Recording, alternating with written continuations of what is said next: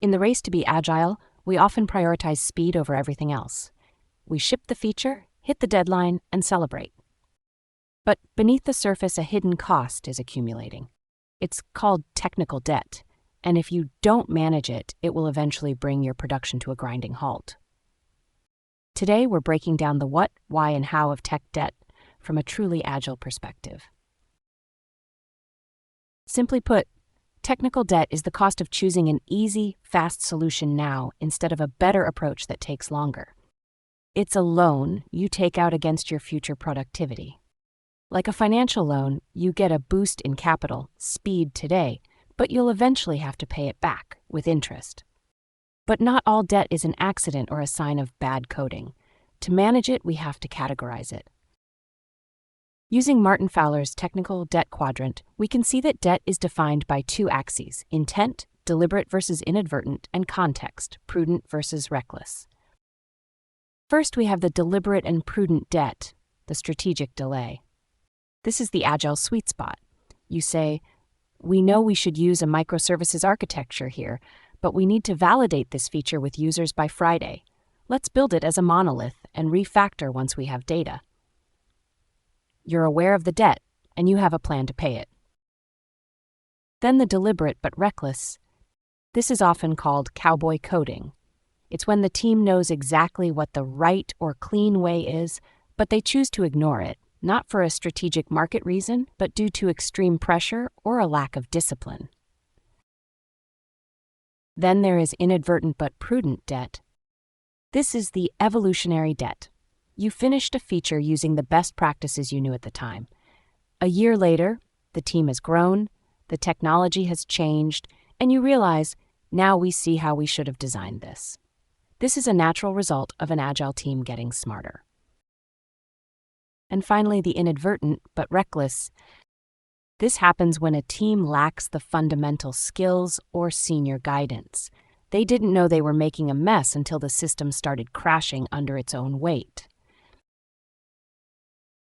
In an agile world, we accept prudent debt to stay flexible and hit market windows. But we never ignore the interest payments. It's the extra time it takes to fix a bug because the code is spaghetti. It's the 3 days you spend debugging something that should have taken 3 hours. If you only pay the minimum balance, your project eventually becomes bankrupt, meaning you're so busy fixing old mistakes that you can no longer build anything new. Why does this matter for agile teams specifically? Because agile is built on the concept of sustainable development. Velocity decay. Initially, taking shortcuts makes you look fast, but over time, your velocity, the points you finish per sprint, will inevitably drop because every new line of code has to fight through the mess of the old code. Loss of agility. If your code is a big ball of mud, you can't pivot. If a customer wants a change, but your code is too brittle to touch without breaking everything, you've lost the very agility that gives the framework its name. Team burnout. Top-tier developers hate working in a junkyard.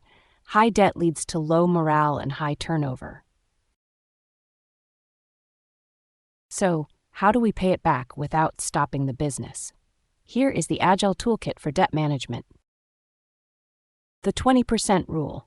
Every single sprint, allocate 20% of your capacity to enablers or cleaning up code. It's like a maintenance tax that keeps the engine running. The Boy Scout rule. Leave the campsite cleaner than you found it. If you're working on a feature and see messy code, refactor it right then. The Refactor Sprint. Sometimes the 20% rule isn't enough. Once or twice a year or after a major release, teams dedicated a full refactor sprint. No new features, no UI changes, just focused engineering time to pay down high-interest debt. This resets your interest rate and clears the path for the next big project. Definition of done. Update your DoD to include automated tests and documentation. If it isn't clean, it isn't done. Technical debt isn't a sign of failure. It's a byproduct of software evolution. The goal isn't to be debt-free, it's to be debt-aware. By identifying the what, understanding the why, and mastering the how, you ensure your team stays fast, flexible, and sane. How does your team handle the mess? Let me know in the comments. Don't forget to like and subscribe for more Agile deep dives.